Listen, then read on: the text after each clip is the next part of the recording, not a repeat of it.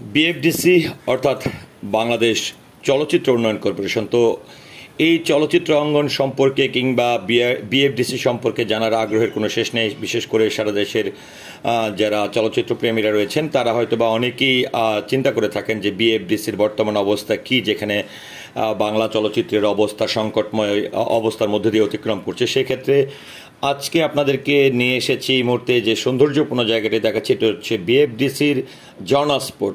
তো এই ঝর্ণা স্পটে কিন্তু পুরাতন একটি মসজিদ ছিল, যে মসজিদটি 2018 সালে ভেঙে এটিকে কিন্তু আধুনিকরণ অর্থাৎ বিএফডিসি আধুনিক কেন্দ্রীয় জামে মসজিদ নির্মাণ করা হয়। তো আমরা আসলে অনেকেই চিন্তা করে থাকি যে এফডিসিতে যাব বা এই এফডিসিতে কি আছে, তো এফডিসিতে দেখার মতন কি আছে এই বিষয়ে কিন্তু অনেকের জানার আগ্রহ রয়েছে। সেই জায়গা থেকে কিন্তু আমি এই ভিডিওটি তৈরি করেছি। তো আমি একদমই যেটিকে বলা হয় বিএফডিসির ঝর্ণা স্পট অর্থাৎ এফডিসির ঝর্ণা স্পটে কিন্তু একটি সময় সেই 70 দশক 80 দশক 90 দশকে কিন্তু হাজার হাজার শত সিনেমার শুটিং হয়েছে, গানের শুটিং হয়েছে এবং এমনকি বর্তমান সময়েও কিন্তু অনেক কিছুর শুটিংই কিন্তু এখানে হয়ে থাকে। তো আমি এই ভিডিও চিত্রের মাধ্যমে আপনাদেরকে আসলে দেখানোর চেষ্টা করছি যে বিএফডিসিতে 2018 সালে নরসিংদীর গর্ব জনাব দানবীর আব্দুল কাদির মোল্লার অর্থায়নে যে একটি কেন্দ্রীয় জামে মসজিদটি করা হয়, যিনি চলচ্চিত্র সংশ্লিষ্ট কেউ নয়,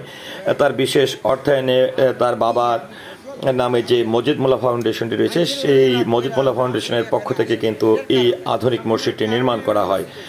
আমরা আপনাদেরকে আসলে যারাই পরবর্তীতে এফডিসিতে ঘুরতে আসবেন কিংবা এফডিসি সম্পর্কে জানার আগ্রহ থাকবে যে আপনি কোথায় এসে কোন জায়গাটিতে এসে কিছুটা সময় ভালো পার করতে পারবেন বা দেখার মতন কি আছে, তো দেখার মতন এফডিসিতে আসার পর যদি বলতে চাই তাহলে কিন্তু বলবো যে 80 দশক 90 দশকে এফডিসিতে প্রবেশ করা মানেই হচ্ছে এখানে 10টি 15টি ইউনিটের একই সঙ্গে শুটিং হওয়া, তারকাদের উপস্থিতি এফডিসিতে কিন্তু অনেক বেশি পরিমাণে ছিল, যেটি এখনকার সময় যদি আপনারা এফডিসিতে আসেন তাহলে কিন্তু 1টি 2টি ইউনিটের শুটিং হচ্ছে কিনা এমনটাও কিন্তু চোখে পড়বে না। সেক্ষেত্রে আপনি যেহেতু একজন চলচ্চিত্র প্রেমী বা এফডিসিতে আসার আগ্রহ আপনার থাকতে পারে, সেক্ষেত্রে এসে আসলে আপনি কি দেখবেন, সেই জন্যই আসলে এই এফডিসি সবচেয়ে সৌন্দর্যপূর্ণ এবং যে জায়গাটি এখনও ঘুরে দেখার মতন কিছুটা অবস্থা আছে সেই জায়গাটি কিন্তু আপনাদেরকে দেখাচ্ছি। দেখুন, বিএফডিসি কেন্দ্র জামে মসজিদের সামনে কিন্তু এই ঝর্ণা স্পটে, যদিও ঝর্ণা স্পটের সেই পুরনো সিঁড়িটি কিন্তু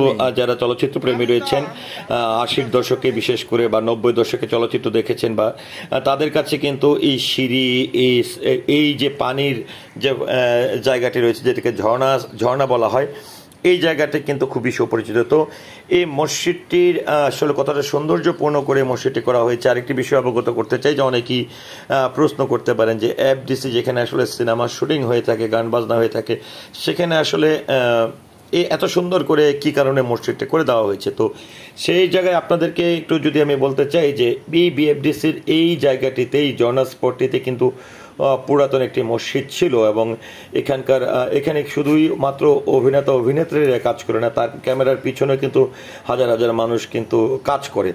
তো এই পুরনো যে মসজিদটি ছিল, এই মসজিদটি কিন্তু চলচ্চিত্র জন্মলগ্ন থেকে অর্থাৎ বিএফডিসির জন্মলগ্ন থেকেই পুরনো মসজিদ ছিল, যেটিকে কিন্তু ভেঙে 2018 সালে আধুনিকরণ করা হয়।